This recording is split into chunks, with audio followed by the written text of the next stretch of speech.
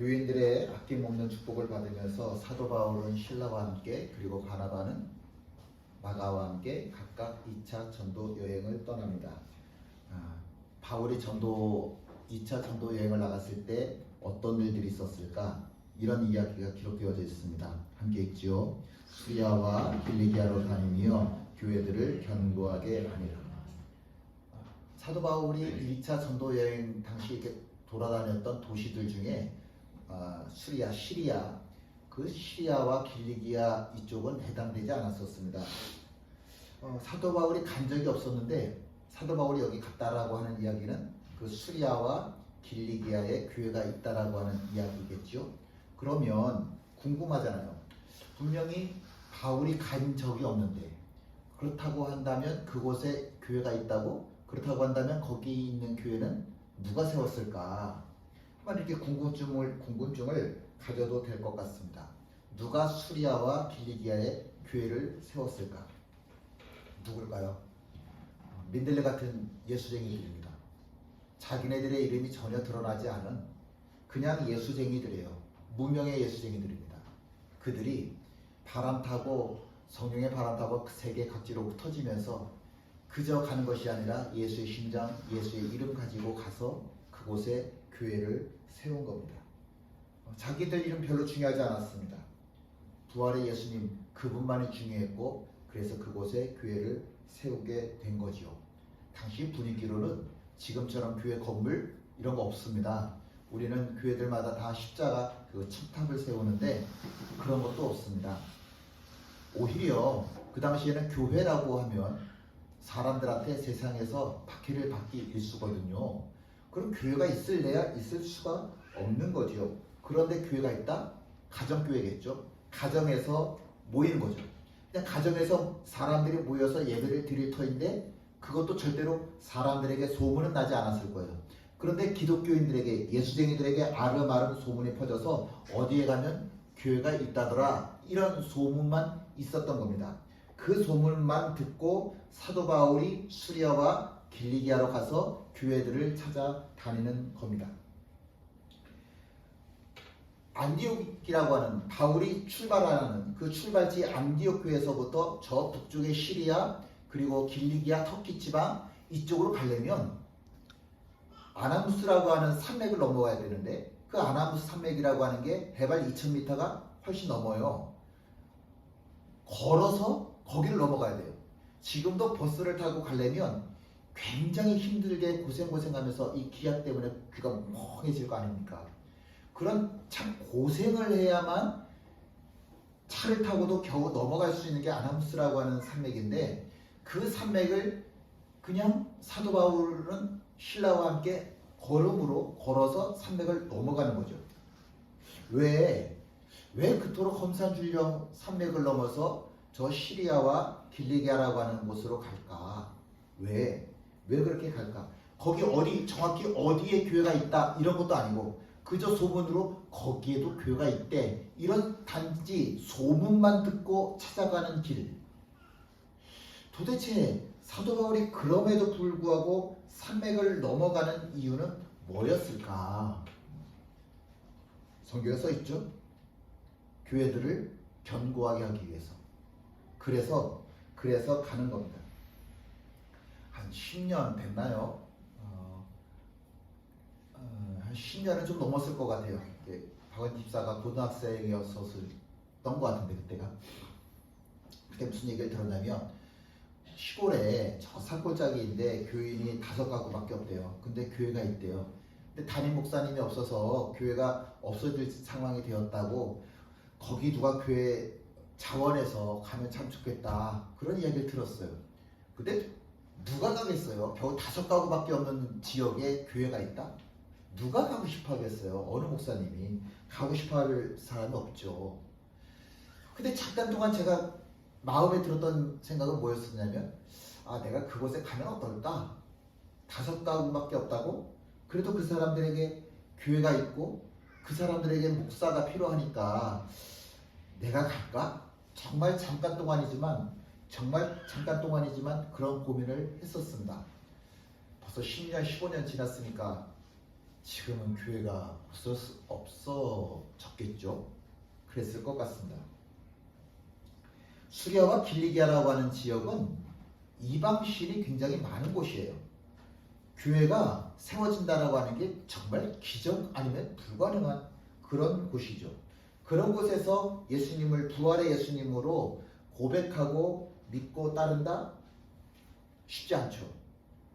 그들의 신앙을 진도할 수 있는 목사가 있는 것도 아니고 성경이 있는 것도 아니고 교회가 있는 것도 아니고 그저 가정에서 주일에만 모여서 예배드리고 있는 그들이 과연 몇 년 동안이나 이런 가정교회 모습으로 버텨낼 수 있을까? 어렵겠죠. 정말 쉽지 않을 거예요. 그런데 사도 바울이 그곳에 신라와 함께 찾아간 거지요.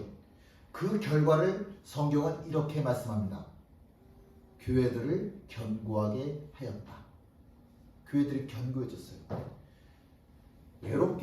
정말 외롭게 신앙생활하고 있는 그 사람들을 찾아가서 그 사람들과 함께 기도하고 위로하고 예배하고 그때 그 사람들의 신앙이 그들의 교회가 견고하여졌다. 성경은 그렇게 말씀합니다. 교회가 저절로 그냥 교회가 있는데 이 교회가 저절로 어느 날 견고해졌다. 그런 일이 일어날 수 있을까요? 종이 한 장을 놨더니 그 종이가 어느 날 변해가지고 스스로 나무가 됐다. 그런 일이 일어날 수 있을까요? 그런 일은 있을 수 없습니다. 교회가 견고해졌다라고 하는 이야기는 반드시 드러나지는 않았지만 무슨 이야기가 있겠습니까? 헌신하는 교인들이 있었다. 헌신한 예수쟁이들이 있었다라고 하는 기록이 분명히 있을 겁니다. 사람들은 모르겠지만 그러나 분명히 헌신된 사람들이 있었기 때문에 교회가 견고하여졌겠죠. 사도 바울이 안정된 안디옥 교회 목사직을 내려놓고 신라가 안정된 예루살렘 교회 지도자라고 하는 자리를 다 내려놓고 그리고 헌신하였을 때 그런 교회가 견고하여지는 일이 일어날 수 있었던 거죠. 사도행전 18장 23절 말씀입니다. 함께 읽지요. 얼마 있다가 떠나 갈라디아와 부르기아 땅을 차례로 다니며 모든 제자를 굳건하게 하니라. 얼마 있다가 라고 하는 말은 바울이 2차 전도 여행 끝나고 나서 3차 전도 여행을 떠나게 될 때 그 사이 얼마 있다가 그 얘기예요. 2차 전도 여행을 다녀왔는데도 불구하고 사도 바울은 그래 내가 할 거 다 했다. 그리고 편안하게 자기 자리에서 안주하는 게 아니라 아니지 난 다시 떠나야 돼 라고 3차 전도 여행을 또 떠나게 되는 겁니다. 마찬가지예요. 3차 전도 여행을 떠날 때도 내가 가지고 있는 모든 기득권이라고 하는 것들을 다 포기를 하고 기꺼이 출발하는 겁니다. 그곳에서 또 3차 전도 여행 때는 어떤 일들이 일어났을까요? 제자들을 견고하게 하는 일들이 일어나는 겁니다. 교회가 견고해지는 거죠. 교회가 견고해진다라고 하는 이야기는 한 사람 한 사람 교인들이 예수쟁이들이 견고해진다는 얘기고 한 사람 한 사람 우리가 견고해진다라고 하는 이야기는 교회가 견고해진다라고 하는 뜻이니까 3차 전도 여행을 통해서도 사도 바울이 원했던 것은 오직 한 가지였습니다. 한 사람 한 사람 견고하게 세우는 일, 교회를 견고하게 세우는 일. 사도 바울이 정말 꿈꿨던 그런 목표였고 하나님의 목표이기도 하겠지요. 함께 읽습니다. 그는 근본 하나님의 본체시나 하나님과 동등됨을 취할 것으로 여기지 아니하시고 오히려 자기를 비워 종의 형체를 가지사 사람들과 같이 되셨고 사람의 모양으로 나타나사 자기를 낮추시고 죽기까지 복종하셨으니 곧 십자가에 죽으시리라. 아멘. 예수님은 하나님과 본체시다 라고 그러죠. 본체라고 하는 말은 똑같다라는 거예요. 하나님하고 완전히 똑같다라고 하는 뜻입니다. 예수님은 하나님이셔요. 하나님과 똑같은 분이신데도 불구하고 당신의 권리를 다 포기하시고 하늘을 버리시고 사람이 되셔서 이 땅에 오신 겁니다. 그리고 비천한 인간이 되셔서 이 땅에서 우리의 죄를, 나의 죄를 위해서 십자가에서 제물이 되어서 죽으셨죠. 그래서 우리가 하나님의 자녀가 될 수 있는 겁니다. 그저 예수 믿으면 이렇게 간단한 문제가 아니라 이 안에는 엄청난 이야기가 있는 거죠. 하나님과 본체신 예수님께서 하늘의 모든 당신의 권리를 스스로 포기하시고 이 땅에 오셔서 십자가에서 죽으셨기 때문에 우리가 구원함을 받을 수 있었다. 엄청난 이야기가 이 안에 있습니다. 하나님의 법칙을 가만히 들여다보면 어떤 일들이 일어나려면 반드시 있어야만 하는 조건 하나가 있어요. 내려놓음이라는 거예요. 하나님의 일들이 일어나는 모든 곳에는 반드시 내려놓음이라고 하는 게 있어야만 하는 겁니다. 자, 한번 자연을 보자고요. 자연을 보면 하나님의 법칙을 우리가 배울 수가 있는데 하늘의 구름이기를 포기하는 거예요. 하늘에 있기를 포기하는 겁니다. 그리고 비가 돼서 이 땅에 내려와요. 그러면 생명의 단비가 되는 겁니다. 나무가 자기의 모든 나는 이 모습, 내 모습 그대로 있고 싶어 라고 하는 권리를 포기할 때 사람들을 위한 아주 유익한 도구가 될 수 있는 겁니다. 온갖 식물들이 다 이쁘게 크고 싶고 자기 자리에 있고 싶은데 자기의 권리를 포기할 때, 생명을 포기할 때 인간에게 유익한 식물이 될 수 있는 겁니다. 부모가 자기의 권리를 포기하면 자기 자식들이 건강하게 살아납니다. 대통령이 자기의 권리를 포기하면 나라가 건강해질 수 있습니다. 베드로는 예수님의 수제자죠. 지금 말로 하면 대형교회고 최고급 저택에, 넓은 주택에, 최고급 승용차에 억대 연봉 받아가면서 떵떵거리고 살아갈 수 있는 그런 사람이 베드로인 거죠. 그런데 베드로는 자기가 마땅히 누릴 수 있는 그런 권리들을 다 포기했어요. 다 내려놓았어요.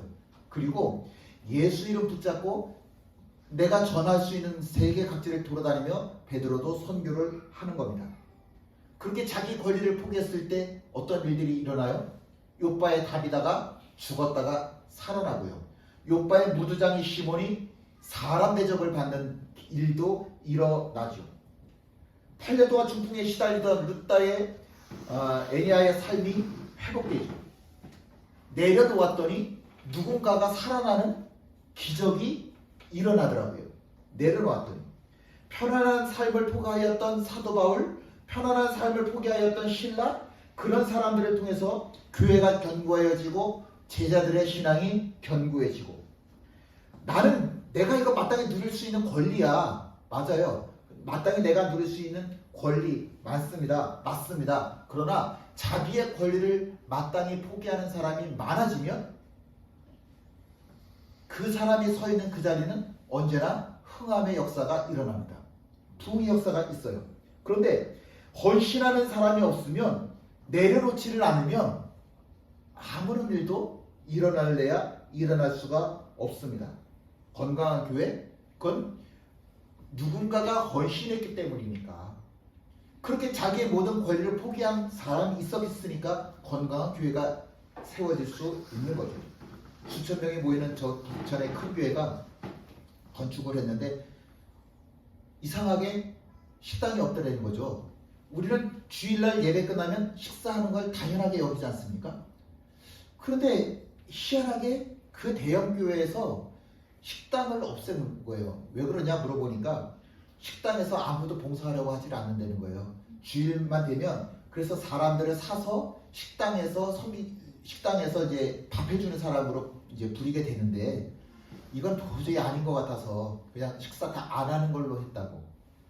정말 꼭 식사를 해야 되는 성가대, 교사 이런 분들을 위해서는 그냥 교회에서 식사비를 줘서 나가서 밥 사 먹게 그렇게 해준다고 하더라고요. 어느 교회를 가든지 이제는 헌신하는 사람들이 사라졌고 내가 제자 교육을 받아서 온전한 제자의 삶을, 예수님의 삶을 살겠습니다. 이렇게 결단하는 사람들이 줄어드는 시대인 겁니다. 누가 자신의 권리를 포기하겠습니까?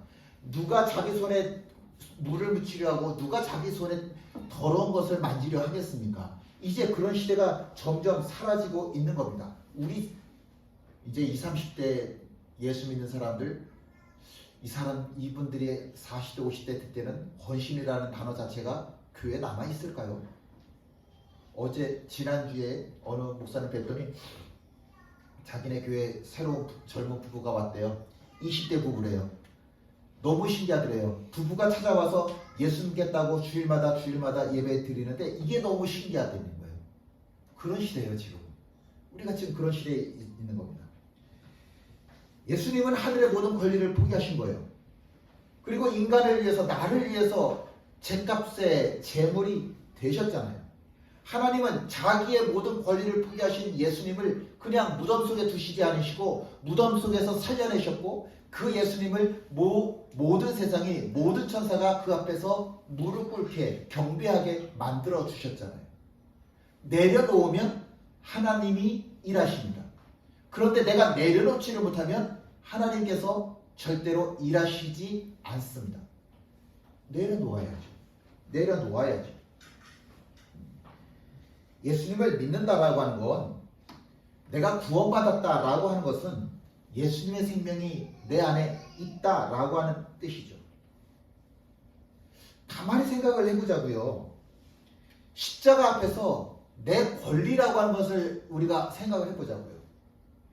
십자가 앞에서 내 권리라고 하는 것이 뭐가 있을까? 내 권리라고 하는 것을 주장할 게 뭐가 그렇게 많을까? 참 의미 없는 거예요. 십자가 앞에서 내 권리를 주장한다라고 하는 것이. 그래서 내가 가지고 있는 모든 것들을 십자가 앞에서 다 내려놓게 되는 겁니다.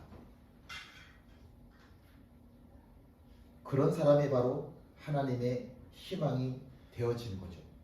스스로, 자발적으로 내가 가진 모든 것들을 다 포기합니다. 왜? 그래야 다른 사람이 세워질 수 있으니까. 그래야 교회가 견고해질 수 있으니까. 내가 꼭 그렇게까지 해야 되냐고? 그럼요. 이렇게 고집불통의 나를 위해서 우리 주님께서 십자가에 달려 죽으신 것 아니겠습니까? 우리 주님께서 죽으셨기 때문에 내가 구원 받았잖아요. 누군가가 세워진다라고 하는 것, 교회가 세워진다라고 하는 것은 결국은 내가 죽지 않으면 교회는 세워지지 않는 겁니다. 결국은. 그때 비로소 우리가, 내가 내려놓을 때, 그때 비로소 내가 예수님의 능력을 힘입을 수 있게 되는 겁니다. 제가 15년 전쯤 3개월 동안 수영을 배웠어요. 그래서 한 20m, 30m 요 정도 이제 갈 수 있는 만큼 그 정도 이제 수영을 한 거예요.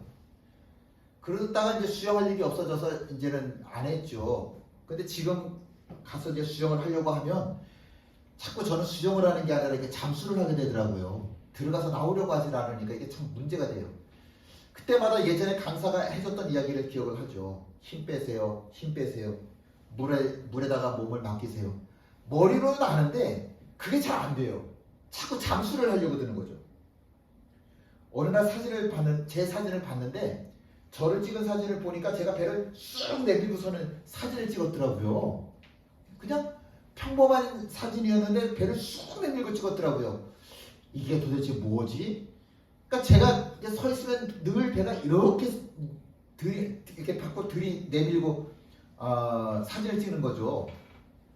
그래서 제가 이거 그러면 안 되겠다. 그리고 지금도 굉장히 자세를 똑바로 하려고 애를 쓰는데 배를 탁 이제 집어넣고 이제 가슴을 쭉 펴고 어깨 쭉 위로 올리고 그리고 이제 이렇게 서 있으려고 그러거든요. 안 하던 자세 자꾸 하려다 보니까 이게 어깨가 굳어요. 어깨에 자꾸 힘이 들어가요. 그러다 보니까 날개죽지가 아파요. 뭔가 내가 힘을 빼고 내 원래 있어야 되는 모습으로 자연스럽게 서 있으려고 하니까 참 어렵네요. 쉽지를 않아요. 노래할 일이 있으면 늘 신경을 씁니다. 제가 이제 교회에서 자꾸 화음을 넣으니까 화음을 넣으려고 하면 자꾸 이제 고음을 내야 되잖아요. 근데 고음을 내는 요령이 뭐냐면 혹시 TV에서 가수들이 노래하는 거 좀 봐보세요. 좀 유심히 쳐다보시면 가수들이 공통점이 몸이 굉장히 이렇게 좀 자연스러워요. 힘 딱 주고 노래하는 가수는 빵점입니다. 힘이 빠져야 돼요. 고음에 올라가면 올라갈수록 이 사람 몸이 부드러워야 고음이 예쁘게 올라가요. 그런 사람을 노래 잘한다라고 해요. 내가 가지고 있는 성량이 100% 낼 수 있다고 해서 100% 다 내고 노래하면 그 사람은 노래 못하는 사람이에요. 내가 가지고 있는 힘의 70%만 노래를 하면 그 사람 노래 잘할 수 있어요. 힘을 빼야죠. 이렇게. 힘을 빼야 노래도 부드럽게 잘할 수 있죠. 힘을 빼야 내가 살아요. 남편이 힘을 빼면 아내가 사는 거니까. 부모가 힘을 빼면 자식이 사는 거니까. 힘을 빼야죠. 목사가 힘을 빼야 교회가 살죠. 자꾸 힘을 빼야죠. 근데 자꾸 힘을 주면 내가 죽어요. 가족이 죽어요. 그리고 사회가 죽고 세상이 죽는 거예요. 다 죽는 거예요. 안다고요? 알면 뭐예요? 안 하면 그렇게 병들어서 다 죽어지는 거예요.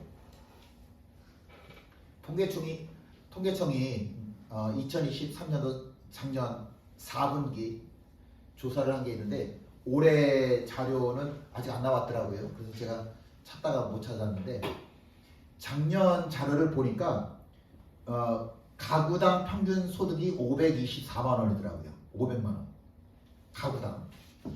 그리고 가구당 평균 지출이 380만 원이더라고요. 많죠.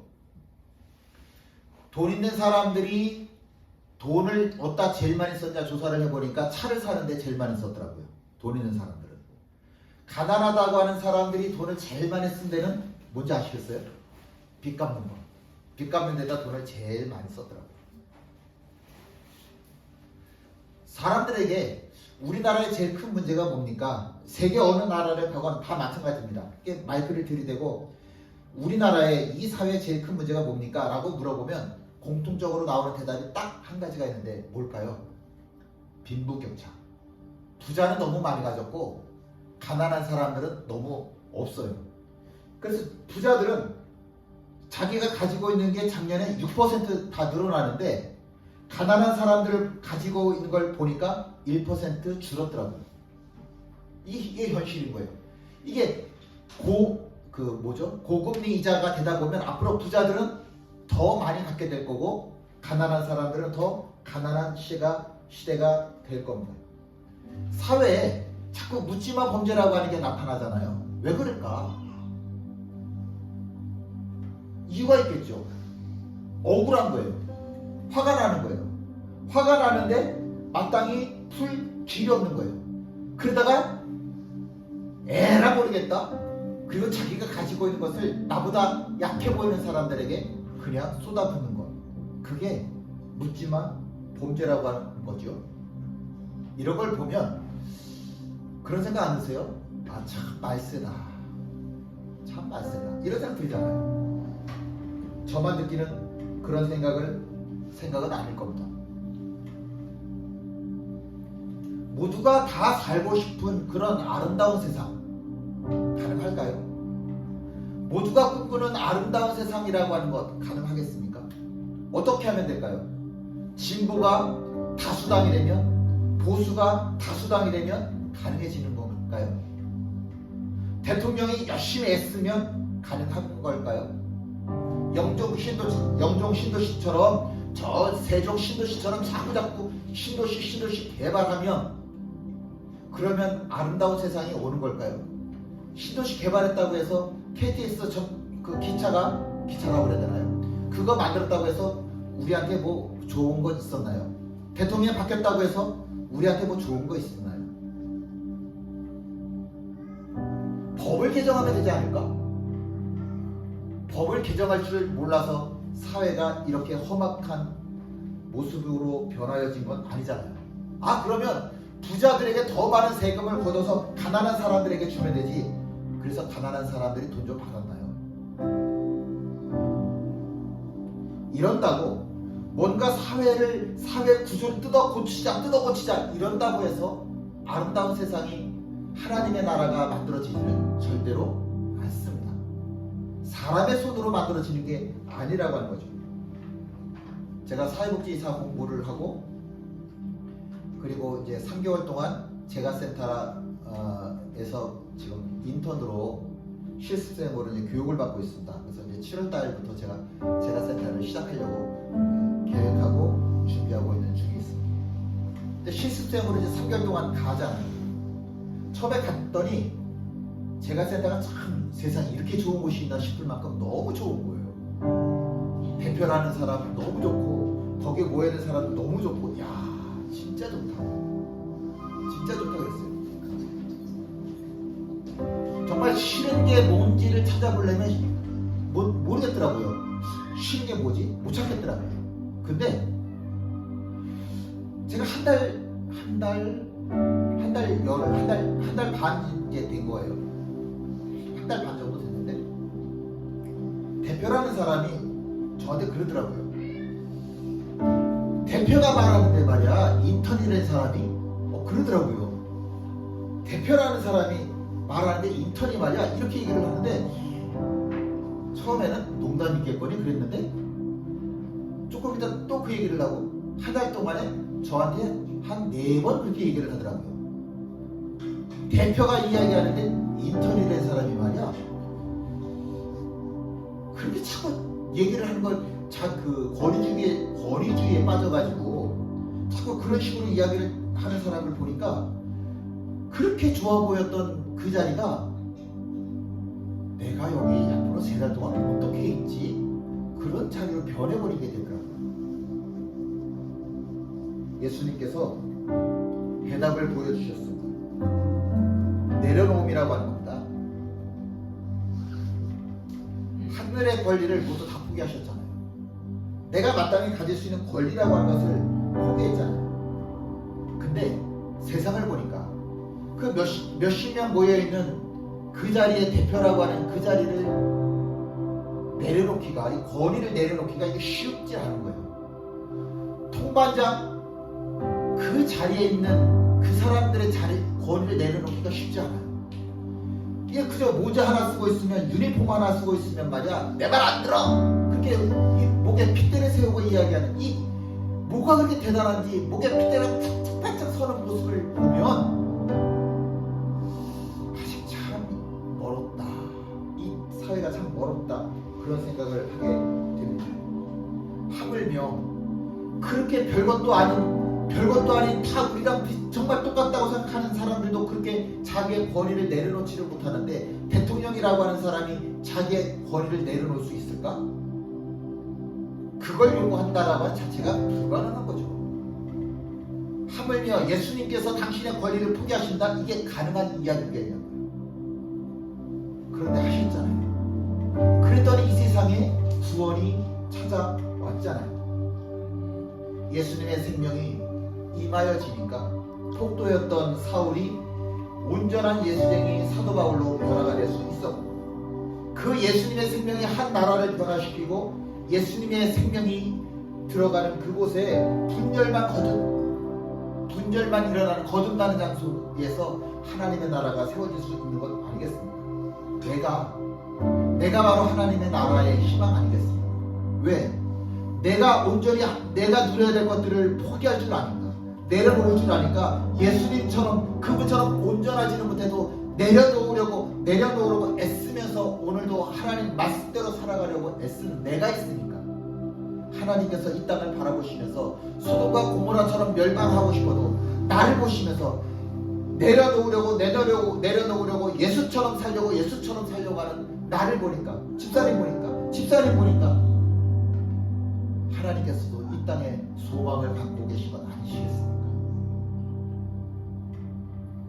함께 나눠 찬양하십니다.